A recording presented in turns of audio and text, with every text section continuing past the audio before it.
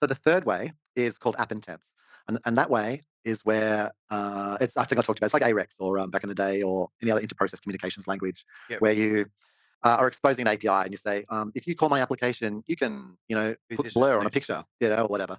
The Have problem these with that one options. is that if the developer, like, if say that you have a piece of graphic software, but the developer only thought to like expose six of the things, the other 25 things that are in the application that aren't exposed, it's like, oh, people probably want to do that. That's a bit weird. That'll be a bit rare. Yeah. Well, then you can't ask Apple Intelligence to do it because Apple Intelligence. So that's the third way. It only Is that knows what it's exposed to. that's right, and so we're at the weakness of developers, and if I look at like previous things Apple's done, like widgets, Yeah. like the thing at the top of iPhone, whatever's that pops down the new ones, like little I can't remember what they call it, the dynamic island, Yeah. or even like Widgets and the taptic engine where you touch it and give you this like feedback as if you were pressing into the screen was really cool. But yeah. no, barely anyone implemented it, so it was a useless feature.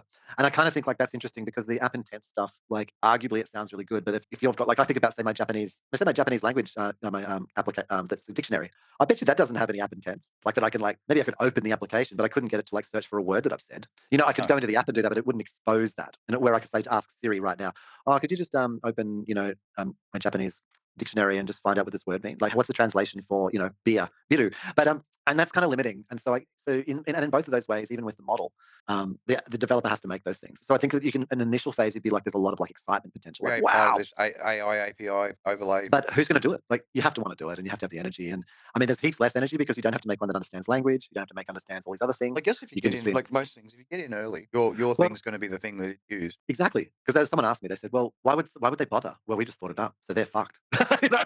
Like if they don't do it, Yeah. well, You don't get in we thought it early, up. then you're going We're to not be even the a company that one does that. that's You're going to be the one.